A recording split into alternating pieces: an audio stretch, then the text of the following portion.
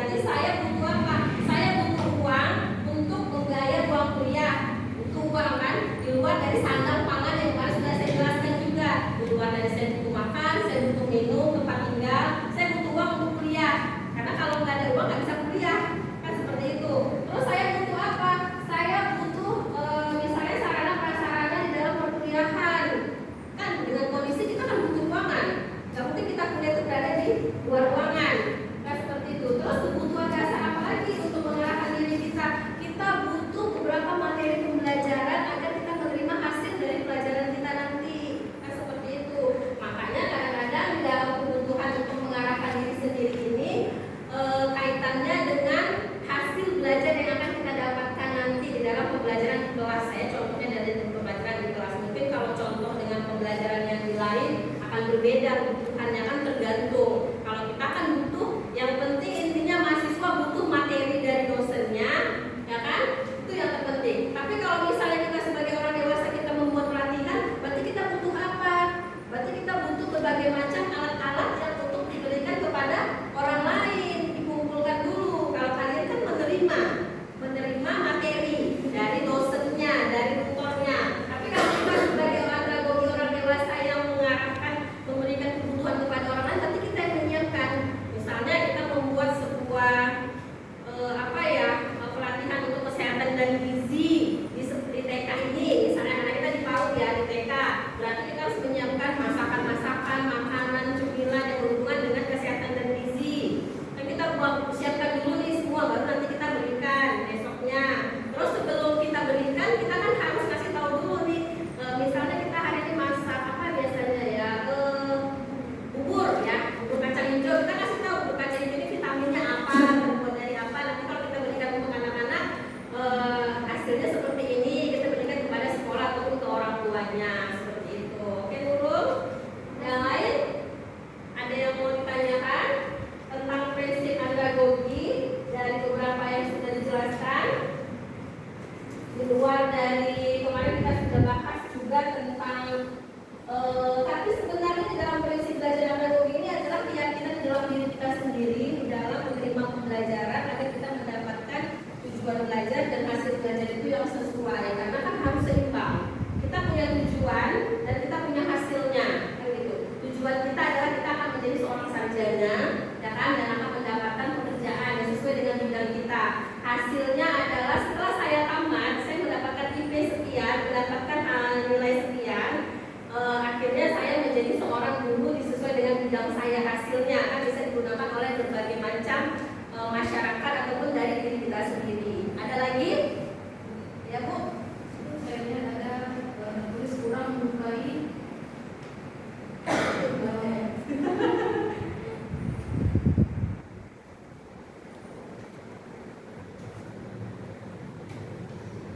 kurang menyukai adanya sistem penilaian. Itu maksudnya sistem penilaian secara tertulis atau secara tulisan? Sementara kalau kita tidak buat penilaian, kita tidak tahu sampai mana referensi ke apa kita kebutuhan kita. Nah, di sini itu sebenarnya saya kaitkan itu kelebihan dan kelemahan yang bergabungan, kan gitu. Jadi kalau kurang menyukai adanya sistem penilaian, biasanya kekurangan dari orang dewasa. Orang dewasanya kadang nggak suka kan terlalu dikomentarin, karena beranggapan bahwasanya saya ini kan udah dewasa, ngapain lagi dia mengomentari saya sudah pengalaman lebih banyak, kan seperti itu. Jadi maksud penilaian di sini itu komentar juga Bu, gitu. Komentar dari temennya, kadang-kadang kritik dari temennya. Kadang kan kita merasa bahwasanya contohnya aja saya sebagai seorang guru, teman saya guru itu komentarin, kamu jangan ngajar seperti itu, kurang ini kayak sama anak-anak gitu. Kadang kan ada orang yang nggak suka, kurang, ya kan. Jadi kurang menyukai adanya sistem penilaian dari orang lain terhadap diri kita.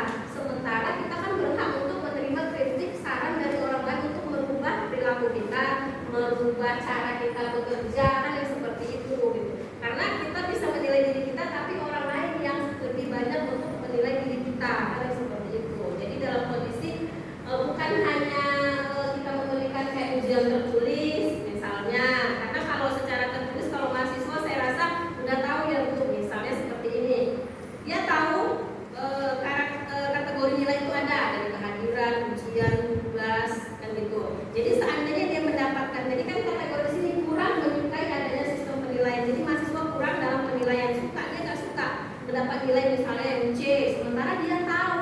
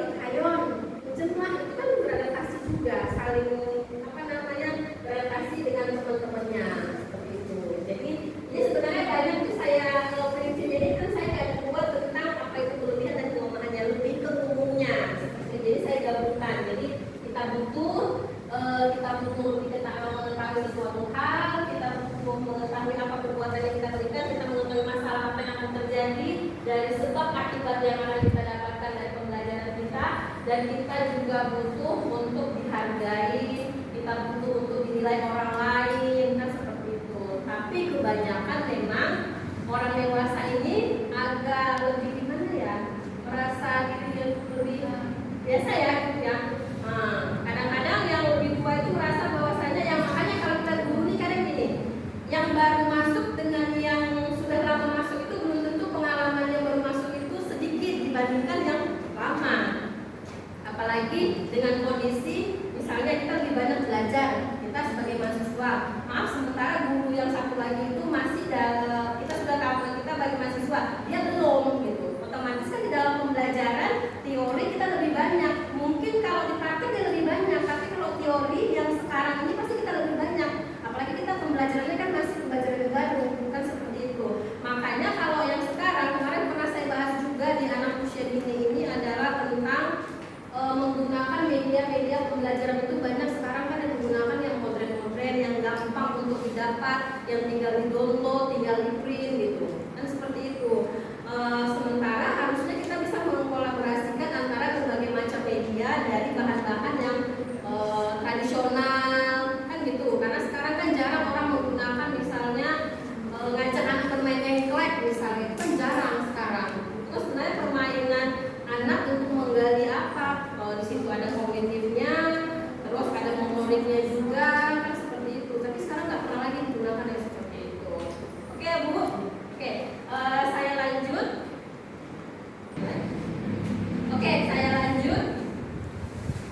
Implikasi teori proses belajar orang dewasa di dalam pelatihan itu, ini sudah sering kita bahas ya sebenarnya. Konsep diri, pengalaman, kesiapan, waktu, dan orientasi pada belajar. Keseluruhan ini sering dikatakan sebagai asumsi dasar orang dewasa, bisa juga dikatakan sebagai orientasi belajar orang dewasa, bisa juga dikatakan sebagai ini sih karakteristik orang dewasa itu harus mempunyai konsep diri, harus punya pengalaman.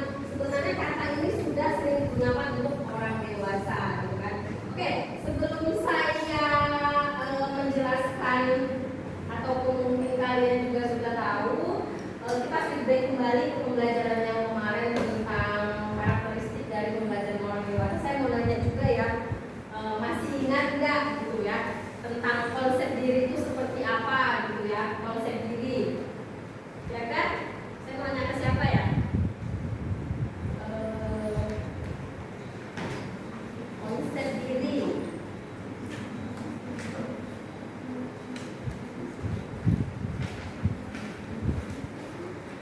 Seperti apa sih yang pernah kalian buat di dalam pembelajaran yang sudah didapatkan?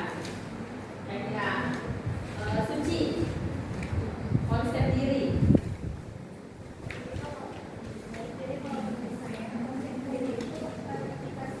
Sudah bisa menentukan seperti apa yang ingin dia lakukan untuk tujuan dia ke depannya dan untuk hasil yang akan didapatkan nantinya.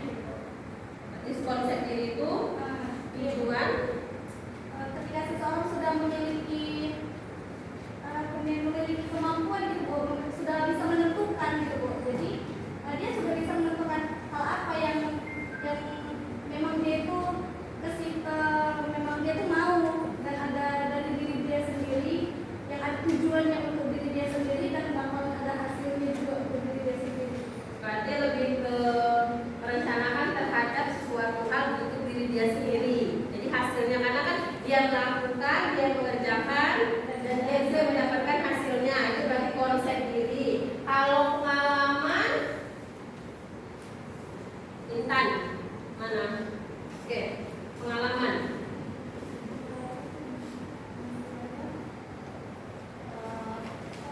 Situasi atau peristiwa yang sudah orang alami.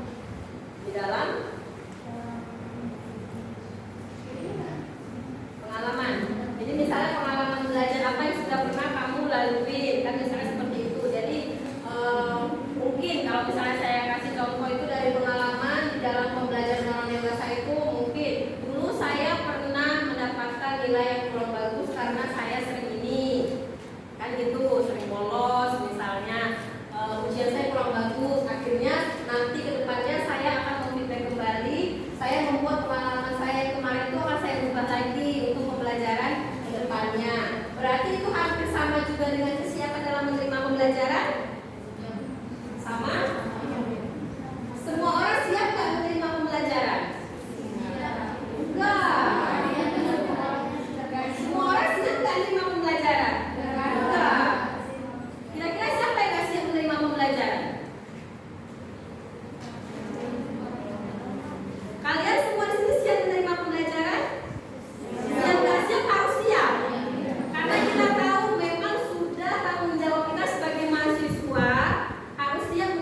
pembelajaran dengan resiko apapun, banyak kali tugas dari ibu ini, itu resiko tanggung jawab.